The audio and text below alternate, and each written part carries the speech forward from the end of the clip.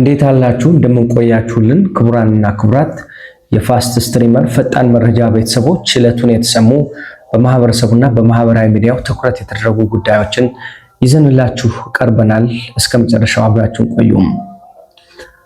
ዛሬ በማህበራዊ ሚዲያችን መንደር እያነጋገሩ ያሉ ከአንዱ ጫፍ ወደ ሌላኛው ጫፍ የሚያወዛግቡና የሚያስደምሙ አዳዲስ መረጃዎችን ይዘንላችሁ ቀርበናል። ከቲክቶክ ሰማይ ስር ከተቀሰቀሰው የቃላት ፍልሚያና የተከታዮች አድማ እስከ ዩቲናስ አስገራሚ ድራማ በመጨረሻም ልበቅኑ ማስተር አብነት ከበደ ወገኖችን ለመደገፍ ስላስጣለው ታሪካዊ የመሰረት ድንጋይ ዝርዝር መረጃዎችን ይዘናል።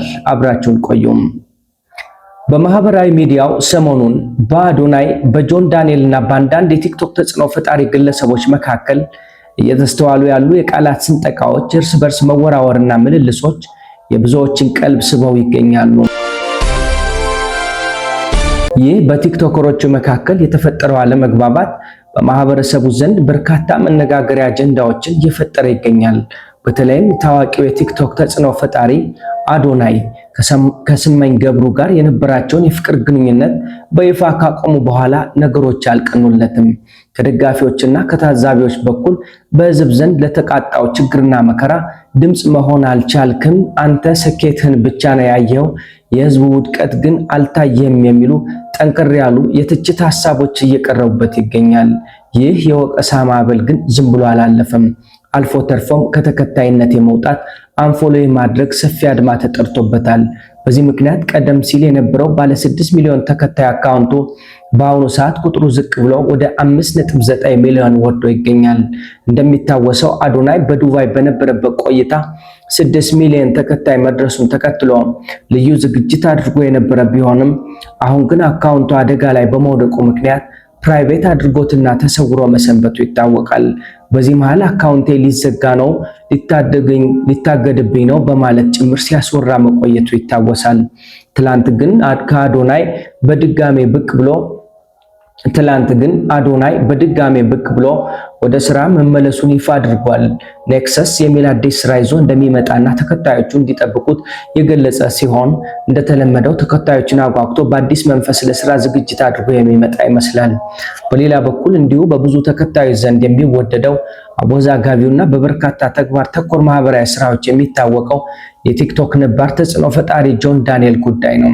ከአዶናይ ደጋፊዎች በኩል በጆን ዳንኤል ላይ የሚሰነዘረው ጠንከር ያለ ወቀሳ አሁንም ተባብሶ ቀጥሏል።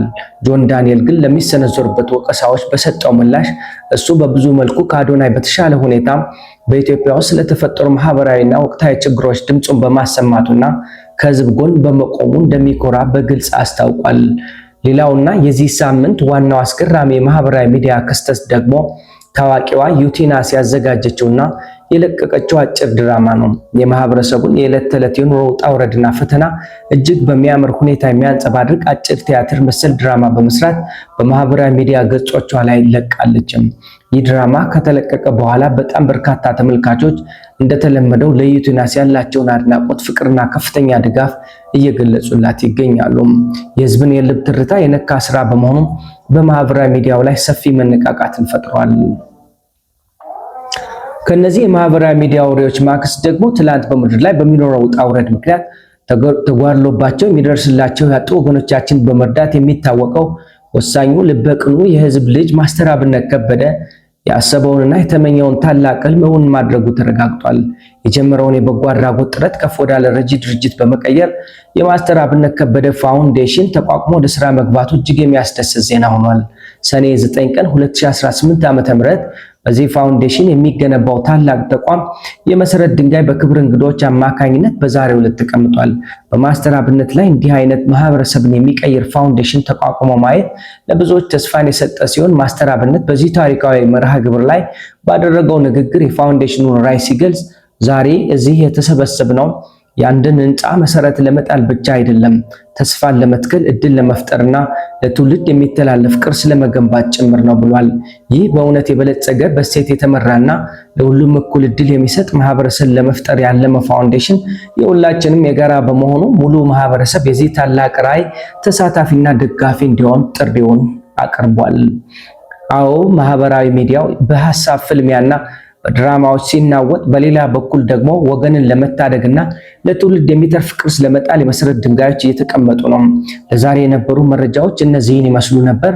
እናንተስ በቲክቶከሮች ውዝግብና በማስተር አብነት ፋውንዴሽን ዙሪያ ያላችሁን አስተያየት ምንድነው? ከታች በኮሜንት መስጫው ላይ አጋሩን።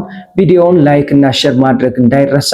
በአዳዲስ ቪዲዮዎች እንድንገናኝ ደግሞ ሰብስክራይብ በማድረግ አዲስ የሆናችሁ የደወል ምልክቷን ተጫኑ። ለአሁኑ እዚያ በቃን። መልካም ጊዜ ተመኘን።